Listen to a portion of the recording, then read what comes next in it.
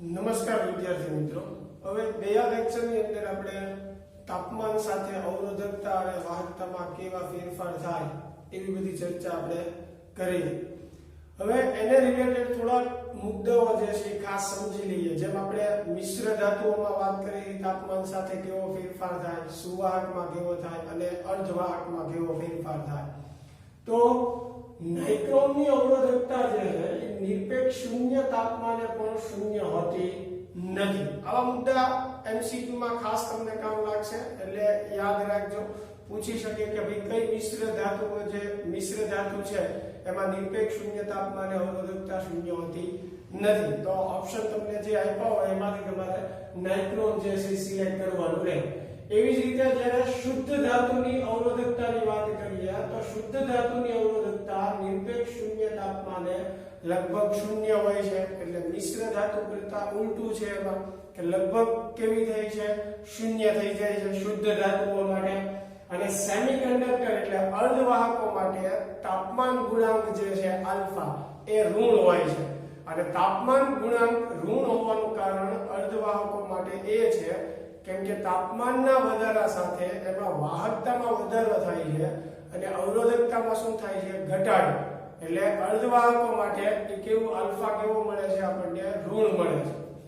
હવે ગયા લેક્ચરમાં મેં કીધું હતું એમ કે આપણે અવરોધો વિશે વાત કરવાની છે। બે પ્રકારના અવરોધો જે છે એનો ઉપયોગ થાય છે। એક જે છે વાયર બાઉન્ડ અવરોધો અને બીજા જે છે કાર્બન અવરોધો। વાયર બાઉન્ડ અવરોધોને વાયર બાઉન્ડ અવરોધો પણ કહેવાય। જેમ મેં ગયા લેક્ચરમાં વાત કરી હતી એમ કે યોગ્ય આધાર લઈને એની ઉપર મિશ્ર ધાતુઓ છે જેવી કે મેંગેનીઝ છે, કોન્સ્ટન્ટ છે, નાઇક્રોમ છે, એવી મિશ્ર ધાતુઓમાંથી બનાવેલો તાર જે છે વીંટાળવામાં આવે અને એ જે બને એને શું કહેવાય, વાયર બાઉન્ડ અવરોધો કહેવાય, બરાબર। પછી બીજો પ્રકાર આપણે જે છે કાર્બન અવરોધો। હવે કાર્બન અવરોધો કઈ રીતે બનાવવામાં આવે છે તો કે શુદ્ધ ગ્રેફાઇટ સાથે રેઝિનનું મિશ્રણ કરવામાં આવે અને ઊંચા તાપમાને અને દબાણે એને નળાકાર આકારમાં ઢાળવામાં આવે। શુદ્ધ ગ્રેફાઇટનું રેઝિન સાથે મિશ્રણ કરવામાં આવે, ઊંચા તાપમાને અને દબાણે એને નળાકાર આકારમાં ઢાળવામાં આવે અને એ નળાકારના બંને છેડાઓ જે છે એની બંને છેડાઓ પરથી બંને બાજુ તારનું જોડાણ કરવામાં આવે। એટલે કે આ રીતે નળાકાર આકારે ઢાળેલો છે અને એના સેન્ટરમાંથી આ રીતે તાર પસાર કરેલો છે। વ્યવહારમાં જે કાર્બન અવરોધો ઉપલબ્ધ છે એનું મૂલ્ય આપણને 1 ઓહ્મ થી માંડીને 100 મેગા ઓહ્મના ગાળા સુધીનું મળી રહે છે અથવા એટલા ગાળા સુધીના બનાવવામાં આવે છે। જુદી જુદી જગ્યાએ એનો કાર્બન અવરોધોનો ઉપયોગ થતો હોય, એમ્પ્લીફાયર છે, ઇલેક્ટ્રોનિક પરિપથો છે। કાર્બન અવરોધોનો ઉપયોગ વાયર બાઉન્ડ અવરોધો કરતા વધારે થાય ઇલેક્ટ્રોનિક પરિપથમાં, કેમ કે એક તો એ કદમાં નાના છે અને સસ્તા છે, એટલા માટે વ્યવહારમાં કાર્બન અવરોધો જે છે એ વધારે વાપરવામાં આવે છે। તમે મિત્રો કોઈ પરિપથ ક્યારે ખોલીને જોયો હોય, મોબાઈલનું ચાર્જર છે કે કોઈ પણ પીસીબી કે એવું, તો એમાં એકદમ નાના મગફળીના દાણા જેવા, બરોબર, એવા નાના જે છે અવરોધો છે અને એની ઉપર કલરના પટ્ટા મારેલા હશે, તો એ જે છે એ કાર્બન અવરોધો છે। કાર્બન અવરોધો જે છે એનું મૂલ્ય વ્યાખ્યાયિત કરવા માટે કલર કોડિંગ સિસ્ટમનો ઉપયોગ કરવામાં આવે। એટલે કલર ના કોડ ઉપરથી આપણે એનું મૂલ્ય જે છે એ નક્કી કરી શકીએ છીએ। ખાસ તો મિત્રો આજે આપણે ભણીએ છીએ એમાં થિયરીની દ્રષ્ટિએ 2 માર્કમાં કે 3 માર્કમાં કોઈ પ્રશ્ન પૂછાતો નથી, પણ કાર્બન અવરોધો માટે જે કલર કોડિંગ સિસ્ટમ છે કે કલર કોડ્સ ઉપરથી આપણે એનું મૂલ્ય નક્કી કરવાનું અથવા મૂલ્ય ઉપરથી કલર કોડ્સ નક્કી કરવાનું, આ બેમાંથી કોઈ પણ એક રીતનો એમસીક્યુ ઘણીવાર ગુજકેટમાં પણ અને ગુજરાત બોર્ડના એમસીક્યુમાં પણ પૂછાઈ ગયેલા છે। એટલે ખાસ સમજી લેજો કે કલર ઉપરથી આપણે મૂલ્ય કઈ રીતે નક્કી કરી શકીએ અને મૂલ્ય ઉપરથી કલર કઈ રીતે નક્કી કરી શકીએ। તો ધારો કે કોઈ કાર્બન અવરોધ છે, બરાબર, એમાં 3 રંગના મેં પટ્ટા દર્શાવેલા છે, બરાબર। ધારો કે પહેલો રંગ જે છે રેડ છે, બીજો જે છે કોઈ પણ ધારો કે ગ્રીન લઈ લઈએ, બરાબર, ત્રીજો જે છે ગ્રે લઈ લઈએ। આવી રીતે 3 રંગના આપણને પટ્ટાઓ આપેલા છે. તો આ બાજુથી આપણે શરૂઆત કરશું અને ધ્યાનમાં રાખજો કે પહેલો રંગ જે છે, પહેલો કલર જે છે એ તમને દશકનો અંક આપે. બરાબર, આપણે કોઈ સંખ્યા લખીએ, ખ્યાલ છે, ધારો કે આ 54 લખ્યા છે તો આ દશકનો અંક છે ને આ એકમનો અંક છે એમ. એટલે લખવાની શરૂઆત આપણી આ બાજુથી થશે, દશકના અંક છે એમ. બરાબર, સાદી અને સરળ ભાષામાં કેવું હોય તો પહેલો રંગ જે છે એ પહેલી સંખ્યા આપે છે એમ. પણ મેચ પ્રમાણે બોલવું હોય તો એ દશકનો અંક આપે છે એમ કહેવાય. તો પહેલો રંગ જે છે એ રેડ છે. હવે કલર્સ ઉપરથી મૂલ્ય નક્કી કરવા માટે આજે આખું કોષ્ટક જે છે એ તમારે યાદ રાખવું પડશે, જે તમારે ટેક્સ્ટ બુકમાં આપેલું છે. ખાસ એટલું બધું અઘરું નથી, તમે એક જ વસ્તુ યાદ રાખી લો, દરેક રંગ જે છે એના સિક્વન્સમાં નામ યાદ રાખી લો, બ્લેક, બ્રાઉન, રેડ, ઓરેન્જ, એવી રીતે સિક્વન્સમાં. પછી જમણી બાજુ જો સિક્વન્સમાં છે બધું, શરૂઆત 0 થી થાય છે. બરાબર, તો વ્હાઈટ સુધી એવી રીતે અહીંયા પણ 0 થી થાય. એટલે આ યાદ રાખવું ખૂબ સરળ છે. જો કલર કોડિંગ જે છે એકદમ ક્રમમાં તમે યાદ રાખી લો. 10 ની ઘાતમાં પણ તમે જુઓ એકદમ ક્રમમાં છે. 10 ની 0 ઘાત થી શરૂ થઈ 10 ની 9 ઘાત છે. બરાબર, આ ટોલરન્સ છે, એની વાત હમણાં પછી આપણે કરીએ. એટલે કોષ્ટક ખાસ તમારે યાદ રાખવું પડશે, આપેલું નહીં હોય એક્ઝામ, એ આપણે યાદ રાખવાનું. તો પહેલો રંગ જે છે એ કયો છે? રેડ. તો રેડ માટે કેટલી સંખ્યા છે? 2. એટલે પહેલો આપણો દશકનો અંક આવશે 2. બીજો રંગ કયો છે? ગ્રીન. બરાબર, તો ગ્રીન માટે કેટલું છે? 5. એટલે એકમનો અંક આવશે 5. એટલે પહેલી જે સંખ્યા છે શું હોય? 25 આવે. હવે ત્રીજો રંગ જે છે એ તમને 10 ની ઘાત આવે. ખાસ ધ્યાન રાખજો, પહેલા બે રંગ જે છે એ સંખ્યા આપે છે, ત્રીજો રંગ જે છે એ આપણને 10 ની ઘાત આપે છે. તો ત્રીજો રંગ જે છે એ કયો છે? ગ્રે. તો ગ્રે સામે 10 ની કેટલી ઘાત આવે છે? 8. એટલે ગુણ્યા 10 ની 8. તો આ જે છે એ અવરોધનું મૂલ્ય છે. હવે આમાં જુઓ, 3 રંગો આપેલા છે આપણને. હવે ચોથો જો કોઈ રંગ ન આપેલો હોય, બરાબર, કોઈ રંગ એટલે ચોથો પટ્ટો તમને આપેલો નથી, તો ફરજિયાત તમારે ટોલરન્સ જે છે એ હંમેશા ±20% લખવાનું છે. બરાબર, 3 રંગ આપેલા હોય તો પહેલા બે રંગ જે છે એ પહેલી બે સંખ્યા આપે છે, ત્રીજો રંગ જે છે એ 10 ની ઘાત આપે છે. અને જો ચોથો રંગ ન આપેલો હોય તો હંમેશા ટોલરન્સ જે છે એ ±20% લખવાનું. જેમ કે અહીંયા 3 જ રંગ આપેલા છે, ચોથો કોઈ પટ્ટો આપેલો નથી, એટલે કલર કોડિંગમાં ટોલરન્સ ±20% આવશે. પણ ધારો કે અહીંયા હજી ચોથો પટ્ટો આપેલો હોય અને એ વાયોલેટ જાંબલી આપણને આપેલું છે ધારો, તો વાયોલેટ માટે જો ટોલરન્સ કાઈ આપણને આપેલું નથી કોષ્ટકમાં, તો લખવાનું નથી. એવી જ રીતે ધારો કે યલો આપેલો છે, ચોથો રંગ જે છે એ આપણને ધારો કે યલો આપેલો છે, તો યલો માટે ટોલરન્સ કેટલું છે? ±4%. તો જો ચોથો રંગ યલો આપેલો હોય તો ટોલરન્સ તમારું કેટલું આવશે? ±4% આવશે. બરાબર, તો આવી રીતે કલર ઉપરથી તમે શું કરી શકો છો? અવરોધનું મૂલ્ય નક્કી કરી શકો છો. હજી એક એક્ઝામ્પલ લઈએ. ઘણીવાર એક પ્રશ્ન પૂછાય છે, બરાબર, ધારો કે આપણે રાષ્ટ્રધ્વજના આધારે પૂછે કે ભાઈ રાષ્ટ્રધ્વજના રંગોને ધ્યાનમાં લઈ ઉપરથી નીચે તરફ, એવી રીતે તમને દિશા આપી કે ઉપરથી નીચે તરફ રંગોને ધ્યાનમાં લઈને કલર પરથી અવરોધનું મૂલ્ય નક્કી કરો. તો પહેલો રંગ જે છે રાષ્ટ્રધ્વજમાં આપણે કયો આવશે? ઓરેન્જ આવશે. તો ઓરેન્જ માટે જુઓ કયું છે? 3. બીજો રંગ જે છે એ વ્હાઈટ આવશે. તો વ્હાઈટ જે છે એની માટે કેટલું છે? 9. મેં કીધું પહેલા બે રંગ જે છે એ આપણને પહેલી બે સંખ્યા આપે, ત્રીજો રંગ જે છે એ 10 ની ઘાત આપે. તો ત્રીજો રંગ જે છે કયો છે? ગ્રીન છે, એટલે કેટલી ઘાત આવશે? 10 ની 5. હવે જુઓ, આપણા રાષ્ટ્રધ્વજમાં 3 જ રંગના પટ્ટા છે, ચોથો કોઈ રંગ પટ્ટો છે નહીં. બરાબર, તો હવે ચોથો કોઈ પટ્ટો નથી તો એની માટે નો કલર માટે ટોલરન્સ કેટલું આવશે ફરજિયાત ±20%. આમાં ખાસ ધ્યાન રાખજો. પછી ચોથા પટ્ટા માટે હાથે એવું ન સમજી લેતા કે ચોથું અશોક ચક્ર ધ્યાનમાં લઈ અને બ્લુ રંગ ધ્યાનમાં લેવાનો, એવું નથી. રંગના પટ્ટા જ ધ્યાનમાં લેવાના છે, બરાબર? એટલે એમાં ચોથો કોઈ પટ્ટો નથી હોતો, એટલે 3 જ રંગના પટ્ટા હોય. એટલે 39×10⁵ મળશે આપણને 3 રંગના પટ્ટા માટે. ચોથો કોઈ પટ્ટો જ નથી કોઈ કલરનો, એટલે ટોલરન્સ કેટલું આવશે ±20%. બરાબર?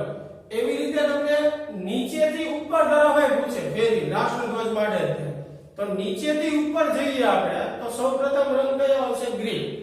તો એની માટે સંખ્યા કેટલી આવશે? 5. પછી કેટલું આવશે? વ્હાઈટ. બરાબર? તો વ્હાઈટ માટે કેટલું છે? 9. અને પછી સૌથી પહેલો રંગ ઉપર તરફ કયો આવશે? ઓરેન્જ. 10⁵ અને ટોલરન્સ કેટલું આવશે? ±20%. ક્લિયર? એટલે આવો એમસીક્યુ ઘણીવાર પૂછાઈ ગયો છે. પછી ઘણીવાર એવો એમસીક્યુ પૂછાઈ ગયો છે, ત્રણેય રંગના પટ્ટા જે છે લાલ આપેલા. જરૂરી નથી એવો ને એવો જ પ્રશ્ન ફરીને પૂછાય, પણ આ તો જેવા પ્રશ્ન પૂછાઈ ગયા છે ખાલી સોલ્વ કરાવજો. ત્રણેય પટ્ટા જે છે તમને લાલ રંગના આપેલા, રેડ ના. તો જો રેડ સામે કેટલું છે? 2 છે ને, એટલે બંને સંખ્યા જે છે દશકની અને એકમની 2 2 જ આવશે. 10 ની ઘાત પણ કેટલી આવશે? 2. 3 જ પટ્ટા આપેલા, બરાબર? તો 22×10⁵ અને ટોલરન્સ કેટલું આવશે? ±20%. જો ચોથો રંગ નથી આપેલો તો. પણ ધારો કે એવું કીધું હોય કે ચારે ચાર રંગના પટ્ટા જે છે લાલ જ છે, તો રેડ સામે ટોલરન્સ કેટલું છે? ±2%. તો આનું ટોલરન્સ આવશે ±2. સમજાય છે મિત્રો? હવે જુઓ, એવી જ રીતે આપણને જેમ આપણે કલર પરથી મૂલ્ય નક્કી કરવાનું હોય એમ મૂલ્ય પરથી કલર પણ પૂછી શકે, રિવર્સ પ્રોસેસ પણ પૂછી શકે. પણ એની પહેલા હું તમને આ સમજાવી દઉં કે ટોલરન્સ જે છે એ શું છે. બરાબર? ધારો કે આ જ મૂલ્ય આપણે ધ્યાનમાં લઈએ કે 22×10⁵ ±2%. આવો જવાબ આવ્યો, બરાબર? તો ઓપ્શનમાં આવો આન્સર ન પણ આપેલો, થોડુંક અલગ રીતે આપેલું હોય ટોલરન્સ ના લીધે. હવે જો આ ટોલરન્સ શું છે? Plus or minus. પ્લસ એટલે કેટલું મહત્તમ થઈ શકે, માઈનસ એટલે કેટલું ન્યૂનતમ થઈ શકે, કેટલું ઘટી શકે. તો આ એમ કહેવા માંગે છે ±2% એટલે શું? તો કે 22×10 ની જે 2 ઘાત છે એમાં 2% નો વધારો પણ થઈ શકે અને 2% નો ઘટાડો પણ થઈ શકે.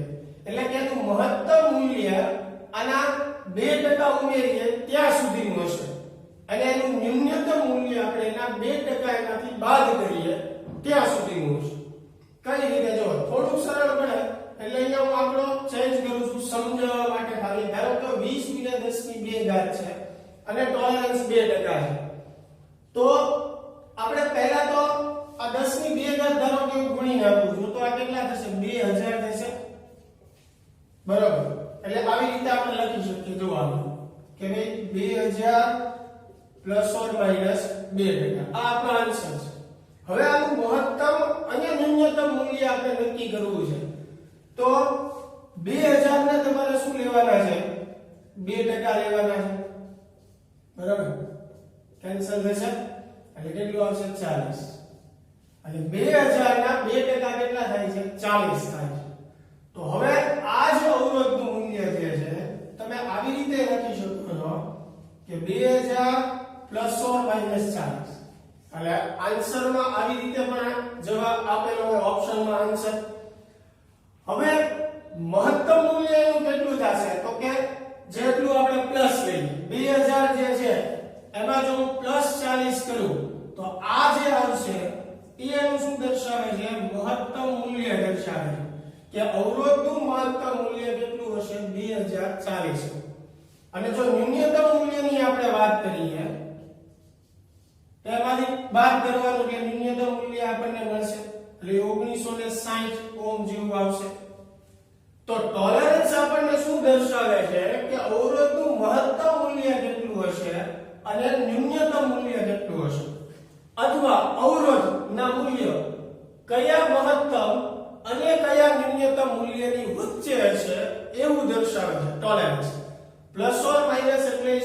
આવે છે ટોલરન્સ જે છે એ કે અવરોધનું મૂલ્ય કેટલું વધી શકે અને કેટલું ઘટી શકે, અથવા બીજા શબ્દમાં કેવું હોય તો કે કયા મહત્તમ મૂલ્ય અને કયા ન્યૂનતમ મૂલ્ય વચ્ચેનું હશે અવરોધનું મૂલ્ય. બરાબર. તો ખાસ ટોલરન્સ ને જે સમજાયું ધ્યાન રાખજો. એટલે મેં કીધું કે આપણે જ્યારે કલર કોડિંગ ઉપરથી મૂલ્ય નક્કી કરીએ છીએ અવરોધનું, ત્યારે ઓપ્શનમાં આપણને આ આન્સર ન પણ આપેલો હોઈ શકે, મહત્તમ અને ન્યૂનતમ મૂલ્યનો આન્સર આપેલો હોય. તો અહીંયા ટોલરન્સ આપણે જે નક્કી કરીએ એના પરથી આવી રીતે મહત્તમ અને ન્યૂનતમ મૂલ્ય આપણે નક્કી કરી શકીએ. મેં કીધું એમ જેમ આપણને લાલ રંગ માટે પૂછેલું હોય, ત્રણેય પટ્ટા લાલ રંગને આપેલો, ધારો કે આ આન્સર છે, એમાં અહીંયા આપણે 22 આવતું પણ ધારી લો કે આન્સર આ છે, તો ઓપ્શનમાં આ આન્સર ન પણ આપેલો હોય પણ એમાં એવી રીતે લખેલું હોય કે ભાઈ 2040 ઓમ થી 1960 ઓમ, એમ એટલે કે મહત્તમ અને ન્યૂનતમ મૂલ્યના આધારે જવાબ આપેલો. તો આપણને આ ટોલરન્સ ઉપરથી કઈ રીતે મહત્તમ અને ન્યૂનતમ મૂલ્ય નક્કી કરી શકાય એ આવડવું જોઈએ. તો આ કલર કોડિંગ ઉપરથી અવરોધનું મૂલ્ય નક્કી કરતા આપણે શીખ્યા. આનાથી રિવર્સ પ્રોસેસ પણ તમને પૂછી શકે. બરાબર. ધારો કે તમને મૂલ્ય આપી દીધું હોય, બરાબર, કે ભાઈ 53 ગુણ્યા 10 ની 8 ટોલરન્સ જે છે એ ±5 આવી રીતે આપેલું હોય અને એના પરથી કલર કોડિંગ પૂછે મૂલ્ય ઉપરથી રિવર્સ. તો સૌથી પહેલો કેટલો છે 5, તો 5 શેની માટે છે ગ્રીન, એટલે પહેલો પટ્ટો જે છે એનો છે ગ્રીન. બરાબર. બીજો આપણો કેટલો છે 3, તો 3 શેમાં આવે છે ઓરેન્જ, એટલે ત્રીજો પટ્ટો બીજો પટ્ટો શેનો છે ઓરેન્જ. પહેલા માટે ગ્રીન હતું, બીજા માટે ઓરેન્જ, એટલે પહેલી બે સંખ્યા છે પહેલા બે રંગ આપશે. એવી રીતે 10 ની ઘાત જે છે ત્રીજો કલર આપણને આપશે. 10 ની ઘાત કેટલી છે 8 ઘાત, તો 8 સામે કયો રંગ છે ગ્રે, એટલે ત્રીજો રંગનો પટ્ટો કયો આવશે ગ્રે આવશે.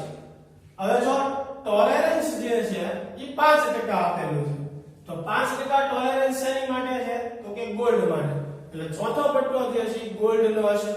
એટલે ચારે રંગના પટ્ટાઓ આપણે નક્કી કરી શકીએ આવી રીતે.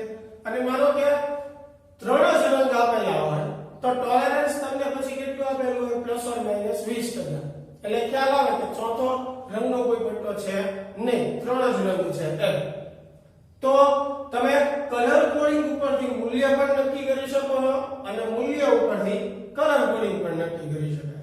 આના એમસીક્યુ પૂછાય છે જ્યારે આપણે એક્સ્ટ્રા એમસીક્યુ ને ઉદાહરણના દાખલા ને એવું ગણશું ત્યારે એક બે બીજા એક્સ્ટ્રા સારા એવા એક્ઝામ્પલ હું લઈશ આને રિલેટેડ. તો મિત્રો આ લેક્ચરમાં ખાસ આપણે કોઈ થિયરી નથી ભણ્યા, એટલે કહેવાનો અર્થ મારો એવો છે કે આજે છે થિયરીમાં 2 કે 3 માર્કમાં ક્યારેય પૂછાતું નથી, પણ ખાસ આમાંથી એમસીક્યુ જે છે એ મોટા ભાગના કિસ્સાઓમાં પૂછાઈ ગયેલો છે કાર્બન અવરોધો માટે. તો ખાસ વ્યવસ્થિત શીખી લેજો. નેક્સ્ટ લેક્ચરની અંદર આપણે ચેપ્ટરમાં આગળ વધીશું.